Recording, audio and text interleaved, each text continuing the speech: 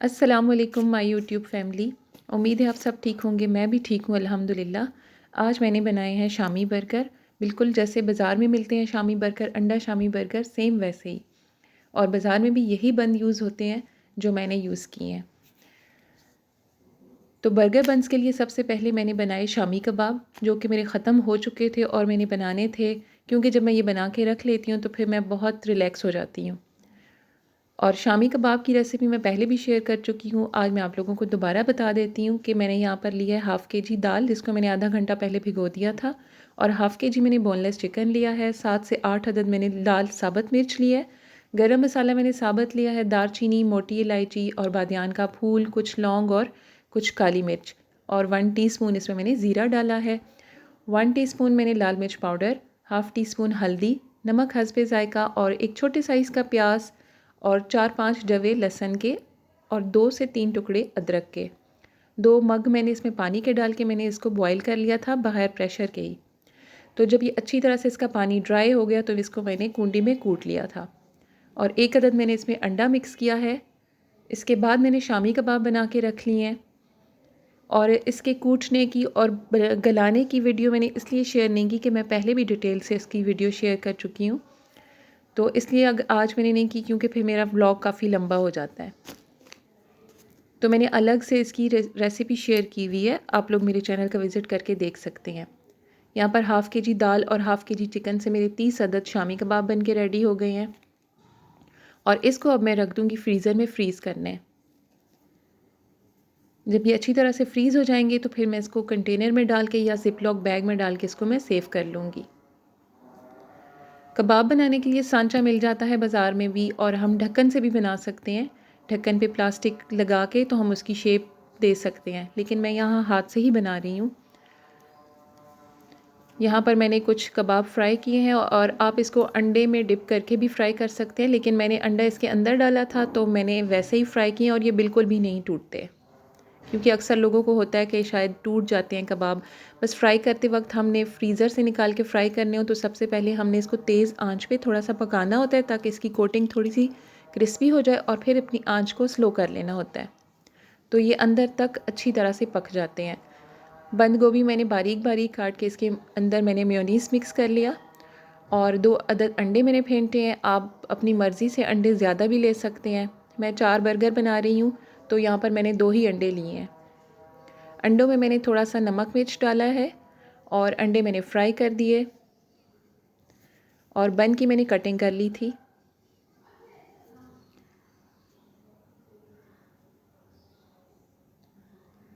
अंडे फ्राई करने के बाद मैंने यहाँ पर बन्स को थोड़ा सा क्रिस्पी किया है। आप कोई भी बन्स ले सकते हैं, लंबे वाले भी ले सकते हैं, गोल वाले भी ले सकते हैं।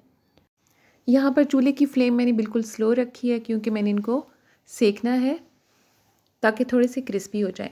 जब सबसे नीचे वाली जो लेयर इसकी क्रिस्पी हो गई, उसके बाद मैंने ऊपर वाला हिस्सा रख दिया बन का, और इसको क्रिस्पी करने के बाद इसमें जो सबसे पहले जो लेयर जाएगी वो सलाद की लेयर जाएगी, और सलाद में मैं यहाँ पे यूज़ करूँगी सिर्फ बंद गोभी। आप बारीक कटे हुए प्याज भी इसमें डाल सकते हैं, या फिर अगर खीरा टमाटर वगैरह लेयर में लगाना है तो वो भी लगा सकते हैं। इसके बाद मैं इसमें लगाऊंगी शामी कबाब, और इसके बाद जाएगा इसमें अंडा, जो फ्राई करके मैंने अंडे रखे थे वो इसमें जाएंगे।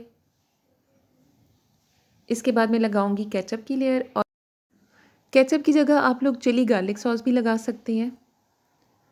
जो ऊपर वाली लेयर थी उसमें मैंने थोड़ा सा मेयोनीज़ दोबारा से डाल के स्प्रेड करके ऊपर वो लगा दिया,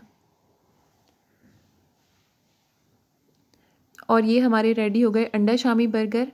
बहुत मज़े के बने हैं। आप भी कबाब बना के घर में रखें, और जब दिल करे अपने बच्चों को फ्रेश बर्गर बना के दें।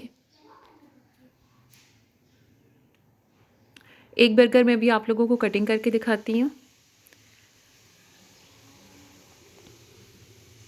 और अब यहाँ तो मेरे बच्चों से सब्र ही नहीं हो रहा था। जब मैंने बर्गर काटा तो उसके बाद फिर वो इंतज़ार में थे कि कब वीडियो ख़त्म हो और कब हमें बर्गर मिले। और मैं काफ़ी दिन से सोच रही थी कि अपने टूल्स, जो बेकिंग के लिए मैं टूल्स यूज़ करती हूँ, उनको मैं अच्छी तरह से वॉश करूँ, उनकी क्लीनिंग करूँ, और उनको ऑर्गेनाइज़ करके रखूँ, लेकिन मुझे टाइम नहीं मिल रहा था। और अब तो ये हाल हो गया था कि कोई चीज़ मुझे चाहिए होती थी तो मैं ढूँढनी मुझे इतनी मुश्किल लगती थी ना, मुझे पता ही नहीं चलता था कि क्या चीज़ कहाँ पड़ी हुई है। लेकिन फिर आज वीकेंड था तो इस तरह के कामों में बच्चे मेरी हेल्प कर लेते हैं, तो फिर आज मैंने टाइम निकाल लिया और बाकी काम भी घर के साथ साथ हो रहे थे, तो मैंने सोचा कि आज मैं अपने टूल्स की अच्छी तरह से सफाई कर लूँ और साथ साथ मैं दिखा दूँ कि कौन से टूल्स मेरे इस्तेमाल में आते हैं। और कुछ तो ऐसे टूल्स हैं जो आज तक मैंने यूज़ ही नहीं किए, बस मैंने शौक में ले लिए थे। यहाँ पर एक खुली परात में मैंने गर्म पानी डाला और उसमें मैंने बेकिंग सोडा और थोड़ा सा लिक्विड सोप डाल लिया था और एक टूथब्रश की मदद से मैंने अपने जो मेरे सिलिकॉन के मोल्ड थे उनकी मैंने अच्छी तरह सफाई कर ली और सबको मैंने ब्रश से धो लिया, क्योंकि अक्सर मुझे लगता था कि मेरे जो कटर्स हैं या जो प्लंजर्स हैं उनमें कहीं फॉन्डेंट के छोटी कोई कटिंग रह जाती थी, तो उससे वो काफ़ी मेल्ट होकर ना बाकी चीज़ों को ख़राब कर रहे थे। तो यहाँ मैंने एक जाली की मदद से अच्छी तरह से अपने स्क्रैपर्स और जो मेरे पास प्लंजर्स वगैरह पड़े थे तो मैंने अच्छी तरह से उनको वॉश कर लिया और इसके बाद मैंने अच्छी तरह से साफ़ पानी से धो के एक बास्केट में डाल दिया था कि ताकि इनका पानी निकल जाए और ये ड्राई हो जाए। और इस तरह से जब इनका पानी ड्राई हो गया तो मैंने इनको पानी निकल गया तो इनको मैंने ड्राई करके एक बॉक्स में सब चीज़ों को ऑर्गेनाइज करके रख लिया था। यहाँ पर मेरे पास कुछ टॉपर्स हैं जो मैंने ज़िप लॉक बैग में रखे थे ताकि ये ख़राब ना हो जाए और मेरी बेटी ने इनके ऊपर नाम भी लिख दिए थे ताकि मुझे ढूंढने में मुश्किल ना हो। और यहाँ मेरे पास एक लंबा बॉक्स है स्टील का, यहाँ ये तो मैं लेके आई थी किचन में यूज़ करने के लिए, लेकिन आज तक ये किसी इस्तेमाल में नहीं आया। फिर मैंने इसमें वो चीज़ें अपनी रख दी जो थोड़े लंबे साइज़ के थे या जो बड़े बड़े मेरे प्लंजर्स वगैरह थे, तो मैंने इसमें सेव करके रख दिए। कुछ स्क्रैपर है मेरे पास और ये पैलेट नाइफ़ हैं, कुछ सिलिकॉन के मोल्ड। और जब भी मुझे कोई ऐसा केक का ऑर्डर आता था जिसमें मुझे ये चीज़ें चाहिए होती थी तो फिर मैं मंगवा लेती थी, लेकिन मुझे लगता है कि शायद किसी 1 या 2 केक में यूज़ हुई हैं और बस फिर वैसे ही पड़ी हुई हैं, क्योंकि अब तो ज़्यादा ही होता है कि आर्टिफिशियल फ्लावर्स वगैरह लग जाते हैं या प्रिंट करवा के टॉपर्स वगैरह लग जाते हैं, तो ये चीज़ें कम ही इस्तेमाल में आती हैं।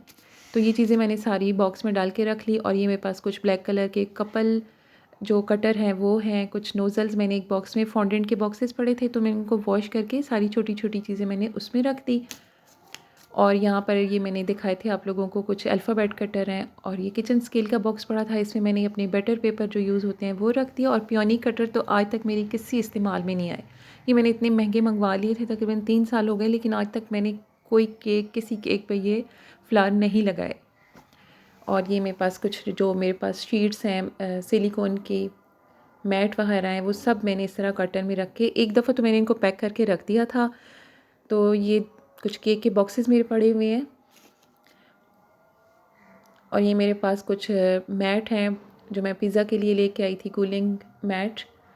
और इस तरह से मैंने अपनी सारी चीज़ें एक दफ़ा तो सेट करके रख दी थी, अब जब कभी कोई केक का ऑर्डर आएगा तो फिर सारी चीज़ें इस तरह ही बिखर जाएंगी।